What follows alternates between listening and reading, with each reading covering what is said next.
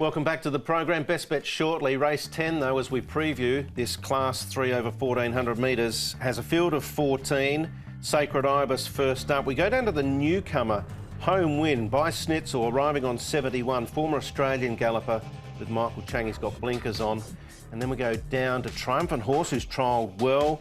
Right down to Gift of Lifeline, who gave away a huge start last outing at the Valley. He's up in class.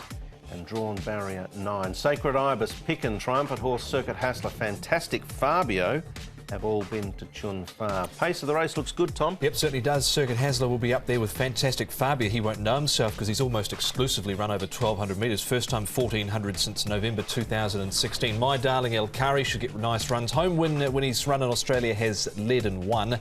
And Guy Dragon will be looking to slot him for some cover. Good run from this. I also thought last start he was still in front with 50 to go and just got swamped and ended up running fourth. Matthew Chadwick, barrier number 4 for My Darling, and he'll come over this one as well. Keith Young. Keith Young's on it for Matthew Chadwick, of course, just remember that. Craig Starr, now he's working with Charity Wings, who did race on Wednesday night. Nice piece here from Craig Starr down the back straight. Joe Moreira will take the mount. That's him on the far side, Craig Starr. Seems to be going well enough with his partner. And the Gift of Lifeline coming to Sha Tin, which I think should suit the horse. The horse on the inside is a really nice horse and has trialled really well recently, Grace and Mercy. So post that in the back of your beret, Brett, for when he runs. I've got a number of them in the cupboard, Paul, actually, berets. Craig Starr, let's start with him, who ran well first up. They put the blinkers on. He got a check at the 400 and then had to recover. He had a bit of work to do at this stage and he was there. He just wasn't able to find sufficient. Yeah, it was a funny run. I actually made him the best on this occasion and he looked gone, and then he fought back really well. His track work's been good since, so I'm going to give him another chance. He's gone well. Second up at the past has Craig Starr, Joe Moreira, gate number 5. I think he should get a nice run. You can see him boxing on pretty well there in the red shades. I think he's a big player in the race, drawn to get a nice run, I think. All right, Gift of Lifeline. He got a long way out of his ground here at the Valley.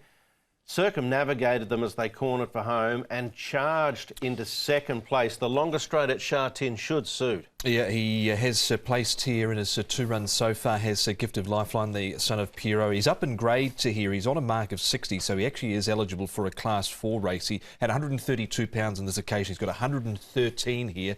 That must bring him right into calculation. Yeah, because he's not the biggest horse around. Correct. As well. Yeah, small horse with a lightweight, I think, so a tick alongside his name. Guy Dragon, he did win 2 last season, had a couple of seconds and 1 fourth from 9. He goes in fresh. He's only ever run fresh once before and finished 4th, but the trial looks good. Yeah, he wasn't pushed out at all, was he? And he did hit the line nice enough. Zach Purden aboard. He just got that awkward draw at barrier number 10. That was the question mark. He was close up in that blanket finish when they were about 7 or 8 across the track behind Star Performance there. He's the one for us winning the trial. He was beaten the other night here at Sha Tin, so he's another chance in the race. He was beaten, but still ran well in 3rd. All right, Paul, tips? Yeah, I'm going to go with Craig Starr to beat Gift of Lifeline, who's coming to Sha Tin. My Darling from the front. And Sacred Ibis has won twice fresh from his 4 starts, so he's a real good fresh horse. He's drawn wide, but he gets back anyway. 6-14-2-1, 6 to win. 6 to win for me as well. Craig Starr, Daddy Shim's team is absolutely flying at the moment. 3 El Kari should get a nice run. Gift of Lifeline, horse 14 and 4, Guy Dragon. So 6-3, 14 and 4 in the last. It's a good race, the last as well. I thought Gift of Lifeline was enormous at Happy Valley, and considering he comes in with a lightweight here up in grade, I'll take a chance with him.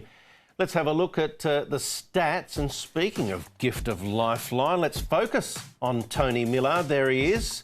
And look at the first 3% rate there, Paul, 49%. Yeah, 61 runners, 12 winners, 12 seconds and 6 thirds. Now, this is with last start winners, and he's got quite a few fun times, and also the other one with the horse that we're actually going to highlight here, which is Silver Fig, who did win last time as well. Yeah, well, I'm classifying Gift of Lifeline as a last start winner, considering the start he gave away, and he does get the rise in class, so he can probably fit into that category too. But yes, he's probably the shortest price runner of the yard, I would have thought. Silver Fig for Tony Millard. Let's get the best bets, Paul. Going to the feature race for me, Star Performance. I think he's a really nice up-and-comer with lots of rating points in hand, a good draw and a low weight. So he's the best. Race 7-11 for me. And the long shot is Defining Moment. He's currently 11. I think he'll start around that. Up to 1,600 metres looks ideal. And a better draw, barrier 3 rather than 10. Player of the day, King Opie, the Auntie Monster, and Star Performance in the feature. Righto, my best is in the last. It is Craig Starr for Joe Moreira and Danny Shum. 8 starts for just the 1 win, but a few other minor placings to boot for Craig Starr. Long shot, the value runner with race 7, number 2, Mission Tycoon. Few gear changes there, and he's 1-for-1 course and distance, 1,800 metres. So he's the long shot 7-2 Mission Tycoon.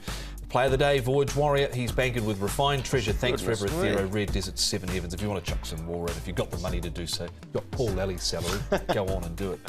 Multi-million. Just the change floating around in his car is enough. Yeah. Gunner for me. I think Neil Callan can get him home in race 6, number 2 for Casper Founds on the all-weather.